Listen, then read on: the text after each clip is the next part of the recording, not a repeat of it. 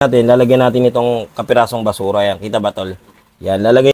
Good morning mga kakumpuni. Meron tayong tanggap iPhone 11. LCD yung sira, tapos nagre-restart siya, tapos yung button lubog, no?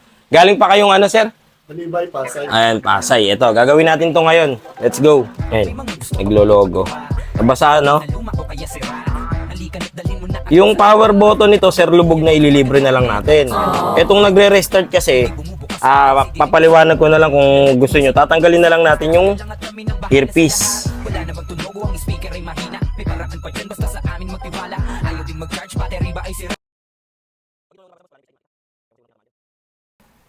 Ito mga kakumpuni, nakita nyo, lubog siya.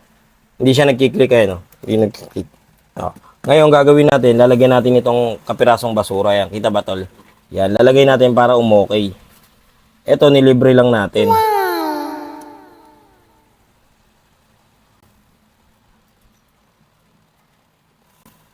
Yan. Tumutunog na.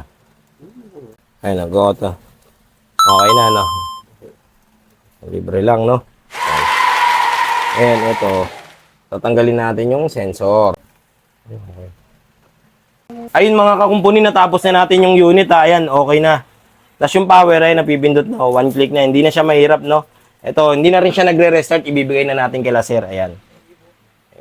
Ayun, sa mga customer ko na gusto magpagawa o kaya dumayo, PM nyo lang po ako sa Ian Andrew de la Cruz, yung may blue check po. Pagka walang blue check, hindi ako yung mga kakumpuni ha. Pwede nyo rin po kaming i-PM sa aming personal page, Shiloh Marian Cellphone Repair Shop. May blue check din po, kaya walang pangamba. Wag po kayong magpadala pagka walang blue check o kaya wag kayong magbigay ng pera, cellphone, pagka walang blue check kasi hindi po kami yung mga kakumpuni ha.